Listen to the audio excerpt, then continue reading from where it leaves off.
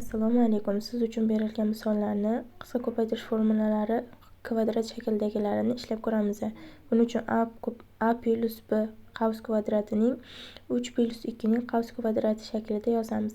3 ning kvadrati qo'shilgan formulamizdagi 2 ko'paygan qavs ichidagi 2 son, ya'ni 3 ko'paygan 2 qo'shilgan ikkinchi sonning kvadrati 2 ning kvadrati barobar 3 ning kvadrati 9.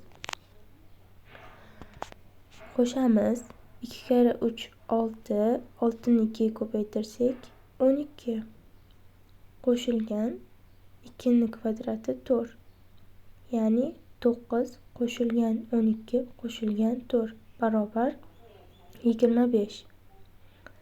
Keyingi formula 4 minus x ning qavs kvadrati a minus b ning qavs kvadrati bo'yicha yoyamiz. Birinchi sonning kvadrati 4 ning kvadrati, ayru belgisini qo'yamiz.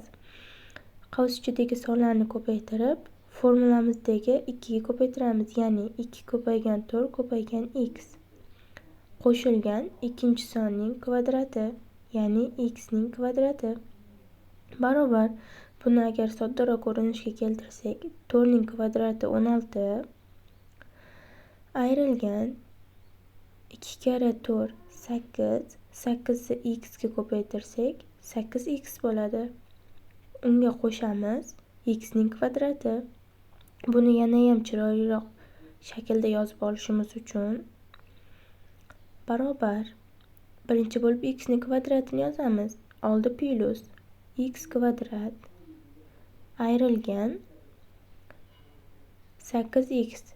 Nega desangiz, 8x oldida minus belgisi turibdi. Keyin oxiri 16 ni yozamiz, ya'ni qo'shib yozamiz. Plus 16.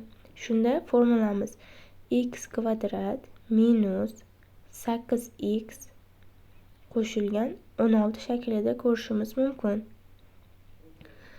Keyingi misolimizga o'tsak. Keyingi misolimiz a kvadrat minus b kvadrat, ya'ni qavs ichida a minus b ko'paygan a plus b. Formula bo'yicha yoyamiz. Qavs ochamiz. 3 ayrilgan 6 qavs ichida ko'paytiramiz. Ko'paytirish belgisini qavslar ikkita tomonda bo'lganda yozishimiz shart emas. Shundoq ham uni ko'rganimizda ko'paytirishligini bilamiz. Keyingisi 3 qo'shilgan 6 barobar 3 dan 6 ni ayirsak minus 3 qavs ichida